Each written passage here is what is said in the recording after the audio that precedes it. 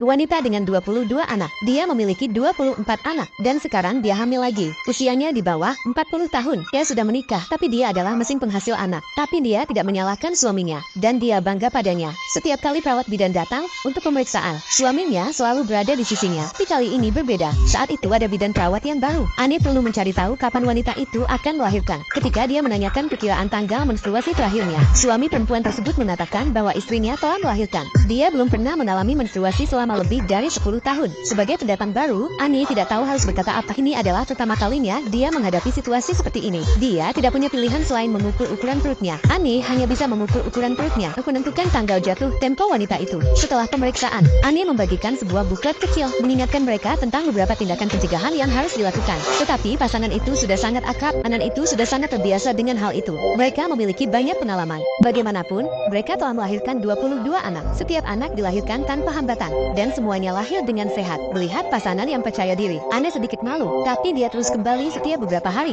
membantu wanita itu dengan pemeriksaannya. Tapi setiap kali dia datang ke rumahnya, dia terkejut. Ada begitu banyak anggota keluarga. Pemandangan di sekitar meja makan. Ani tidak bisa mempercayainya. Tapi tidak ada kecelakaan. Kecelakaan terjadi setiap saat. Pada akhir pekan yang berkabut, wanita itu sendirian di balkon sambil menjemur pakaiannya. Tapi dia tidak sengaja menendang mainan di lantai dan terjatuh ke tanah. Anak perempuan tertua menyadari bahwa ibunya sudah lama tidak kembali ke rumah. Berlari ke balkon, dia melihat dia berteriak minta tolong. Suaminya segera memanggil bidan perawat. Namun, ia baru mengetahui bahwa wanita tersebut mengalami gegar otak. Ani menyuruhnya memanggil ambulans. Tapi pria itu berkata bahwa istrinya sedang dalam proses persalinan dan membutuhkan bantuan bidan. Jika nyawa bayi itu akan berada dalam bahaya. Ani menelpon kepala perawat terlebih dahulu. Dia memintanya untuk mengirimkan seorang perawat yang berpengalaman. Tapi hanya ada sedikit yang bertugas. Tidak ada yang bisa dikirim. Ani harus melakukannya sendiri. Tapi dia baru saja mulai. Dia mendapat pelatihan selama sekolah. Dia tidak memiliki pengalaman di bidang ini. Tapi tidak ada yang bisa dia lakukan. Dia harus terjun langsung untuk membantu. Di bawah bimbingan para penjaga, mereka berdua menerjang cuaca berkabut. Mereka bergegas ke rumah wanita itu. Melihat wanita itu kesakitan di tempat tidur, Ana langsung gugup. Tapi waktu adalah hal yang penting. Ia segera melepas mantelnya dan mulai bekerja. Wanita itu mengalami gegar otak karena terjatuh. Dia dalam keadaan kesadaran yang kabur. Rasa sakit dari kontraksi rahim. Dia hampir pingsan. Dia sama sekali tidak mampu bekerja sama dengan Ani. Pria di sebelahnya memegangi istrinya agar dia bisa memeriksa situasi dengan cepat. Hasilnya sangat menunjukkan bagi pria itu. Jika Anda tidak bisa melahirkan bayi, ada kemungkinan besar dia akan kehilangan bayinya. Dia memanggil perempuan di luar rumah untuk masuk dan membantu. Dia ingin wanita itu mengubah posisinya dengan harapan dia bisa melahirkan bayinya. Tapi wanita itu semakin meronta. Tidak lama kemudian, dia berteriak kesakitan dan pingsan.